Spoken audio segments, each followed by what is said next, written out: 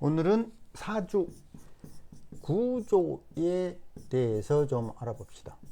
이 사주 구조라는 게 격국을 살핀다거나 신강 신약을 본다든가 통근 왕세 용신 이런 걸 살피는 그런 의미가 아니에요. 사주 구조라는 거는 각 사주가 가지고 있는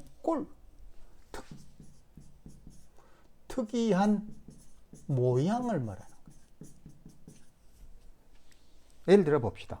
이 사주를 가지고 이 꼴이 도대체 어떻게 생겼는지 예를 들어서 설명을 해볼게요. 자, 천간에서는 보이죠? 을경 이렇게 합을 하는데 시간의 방향으로는 분명히 이렇게 갑니다. 을에서 경을 향해서 갑니다. 그리고 을경합하죠. 그런데 이때 보통 잘못 생각하면 얘가 이렇게 임수를 거치지 않고 바로 갈 수 있다고 생각을 하는데 그런 게 아니에요. 반드시 어떻게 가냐면 이렇게 갑니다. 이렇게 샥 빠져가지고 가는 게 아니고 이렇게 가는 것도 아니고 반드시 이렇게 가요. 이 임수를 피해가는 게 아니라 임수를 통과해서 가는 겁니다. 그리고 결과적으로 을경합의 결과물은 어디에 완성되냐면 이 시간에 있는 경금에서 완성되죠. 이때 임수는 중간에 을경합의 중간에 끼어가지고 이런 걸 뭐라고 그러냐면 협자라고 그래요. 이건 내가 만든 건데 이름인데 그 이치에 대해서는 6월 20일 전에 협자론이라는 책으로 출판합니다. 그때 자세히 설명합니다. 자, 간단하게 설명하면 이 을경합에 끼어 있는 요 임수는 좋든 싫든 을목과 경금을 자동적으로 접촉해요. 두 개를 반드시 접촉합니다. 이거는 필수적이에요. 반항할 수도 없고 무조건적이에요. 이때 만약에 임수가 경금을 접촉하고 을목을 접촉하는 것이 좋은 작용이면 당연히 좋게, 나쁜 작용이면 당연히 나쁘게. 그런데 이게 도대체 좋은 작용인지 나쁜 건지 나쁜지는 뭐가 결정한다? 사주 전체 구조가 결정한다. 자, 지지를 봐봅시다. 시간의 방향으로는 연월 일시를 비교적 순차적으로 진사오술 이렇게 흘러가죠. 시간의 방향이 순차적이라는 뜻은 인생이 어쩐다? 평탄하다. 그리고 계속 뭔가 좋은 곳을 향해서 발전한다. 이런 모양으로 가는 거예요. 그러니까 굉장히 시간의 흐름이 안정적이죠. 그죠? 자, 이제 지지를 좀 세부적으로 살펴봅시다. 자, 진토 속에 을이 있어. 그리고 사화 속에 경금이 있습니다. 그럼 여기서 을경합해요. 그죠? 또 진토 속에 을목이 이렇게 경금, 시간에 있는 경금하고 또 을경합합니다.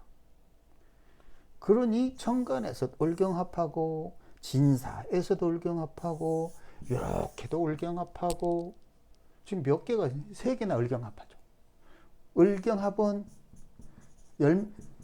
열매라고 그랬죠. 열매. 이게 재물이에요. 그러니까 이 사람은 좋든 싫든 재물을 만들어내는 능력이 굉장히 뛰어나죠.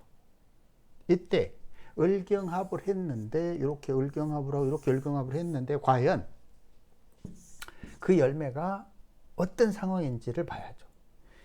이 열매를 만들어내긴 했는데 열매가 썩는지 열매가 커가고 있는지 당도가 좋은지 거기에 따라서 재산 크기가 달라지죠. 자, 이 사람은 을사월이에요. 을사월이니 모든 것이 만개합니다. 재물도 만개하고 꽃도 만개하고. 그러니까 사화 속에 병화가 을경합의 부피를 계속 뻥튀기 부풀리죠. 그리고 여기에 부족해 보이는 요 임수가 이 을경합 열매 속에 수기, 즉 당도를 채우는 거예요. 과일의 맛을 높여주는 거예요. 근데 이게 만약에 수기가 많다고 생각해 보세요. 그럼 썩는 거예요. 4월에 꽃 피워야 되는데 수기가 많으면 좋다? 아니다. 썩는다. 과일이 썩어버린다. 꽃이 져버린다. 이런 구조를 뭐라고 그랬냐면 수도 없이 얘기한 을뱅갱 삼자조합이죠. 이건 재물복이에요. 재물복이 엄청 큰 사주가 분명해요. 다양한 각도에서 봐도. 이제 묘고론 관점에서 한번 봐봅시다. 묘고론. 자, 월지사화가 술토를 향하여 가는 시간 방향이고 일지호화가 술토를 향하여 가는 시간 방향이죠. 자, 그렇다면 이것들이 이상하게 다 시지에 있는 술토를 향해 가죠. 그럼 뭐죠? 일주 나를 벗어나서 밖을 향해 나가는 거예요. 그러면 이게 도대체 누구 소유인지를 봐야죠. 내 소유인지 다른 사람 것인지 봐야 됩니다. 예를 들어서 임술이다. 그러면 타인의 것이 돼버리죠. 왜냐하면 동일한 임수가 있으니까. 예를 들자면 뭐 개술이다. 그러면 당연히 남의 것이 돼 빼앗기는 거예요. 그죠? 근데 임술이 아니고 경술이에요. 그죠? 이 상태에서 어느 건지 이제 다시 봐봅시다. 술토는 일지랑 오술로 연결되어 있어요. 결론적으로 이 두 개는 연결되어 있는 거예요. 나를 벗어나지 않는다. 기본적으로는 이런 말이에요. 그리고 이 술토의 주인은 위에 있는 경금이죠. 시간에 있는 경금이 술토를 소유하고. 왜냐? 간지가 이렇게 돼 있으니까. 그런데 이게 이렇게 을경합을 하고 있어요. 좋든 싫든 구조가 꼴이 그렇게 생겨 먹은 거예요. 을경합을 하고 있으니까 자동적으로 경금은 싫든 좋든 간에 임수를 향해 온다 이거예요. 그렇죠? 그러면 원래는 이렇게 나갔는데 이것이 결론적으로 일간을 향해 온다. 그런데 이 구조가 요 두 개만 보면 방탕, 방랑, 기술, 예술 이런 거라고 그랬죠? 근데 만약에 경금이 화기가 좋으면 지도자를 만나는 거예요. 바른 지도자. 이렇게 바른 지도자가 많고 여기에 열기를 가합니다. 그죠? 열기를 가하니까 그 열기를 가해서 뜨거워진 경금은 아 뜨거워 그러면서 일간을 향해 와요. 그 사이에 또 을경합도 합니다. 그럼 자동적으로 임수는 이 많은 것들의 결과물을 자기가 취하는 거예요. 거기 여기다 을경합까지 취하는 거예요.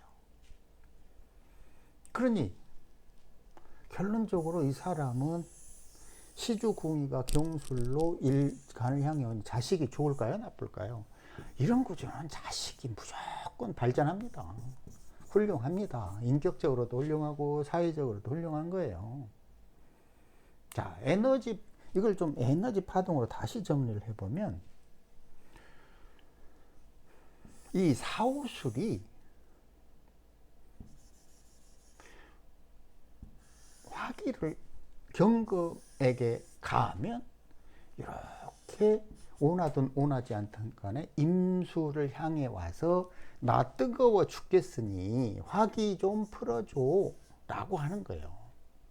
그러면 임수는 좋든 싫든 간에 이 경금을 취한다예요. 취한다. 그럼 이게 뭐냐 이거죠. 이거의 속성이. 근데 이 사주는 취하는 정도가 아니에요. 취하는 정도가 아니라 을경합으로 그냥 미치고 환장하게 임수가 원하지 않아도 무조건 임수를 향해 오는 겁니다. 왜냐하면 이렇게 합을 하고 있으니까 이 중간에 끼어가지고 벗어날 수가 없는 거예요. 근데 아까 말했지만 요 화기가 경금의 열기를 가고 자동적으로 임수를 향해 풀어지니 돈, 명예, 자식의 발전 이런 것들이 몽땅 다 임수가 취하는 거예요. 그러니까 이런 게 원하지 않은데도 이상하게 돈이 알아서 돈벼락 맞고 이런 것들이에요. 내가 싫어. 돈을 벌고 싶지도 않아. 귀찮아 죽겠어. 그런데도 알아서 돈이 와요. 우리 같은 사주랑은 전혀 틀리죠. 예를 들어서 빌 게이츠 사주가 있어요. 비교를 하면 금방 알아요. 이 모든 화기들이 경금을 향하고 경금은 임수를 향하고, 그런데 이게 뭐예요? 여기서 을경합하고 병화가 을경합의 부피를 확장하고, 이 모든 것이 누가 취한다? 얘가 임수가 취해요. 그러니까 세계 갑부가 되는 거예요. 자, 이런 게 사주 구조요 꼴이라는 겁니다. 쓸데없는 개국, 왕세, 통분, 용신 이런 게 아니라 요 사주 꼴이 어떤 식으로 그 에너지 파동이 연결되어 있냐 이런 걸 보려는 거예요. 그럴 때는 시간의 방향, 협자, 그 다음에 요 월주의 시공론, 일간이 월주의 연월에 대해서 시절을 만났는지, 그리고 이 시간 흐름이 바른지, 시주는 어떤 식으로 일간과 연결되어 있는지 이런 거를 보라는 거예요. 이런 게 사주 꼴이에요. 그러니까 이제 이런 이론들이 없으니까 자꾸 뭐 이렇게 격구곡부 이런 것만 보고, 십신 뭐 이런 거나 보고 있는 거죠. 이거 연습을 계속 하다 보면 이제 사주 꼴이 보이기 시작해요. 기회가 되는 대로 이런 사주 구조론에 대해서 책을 좀 써볼까 생각하고 있습니다.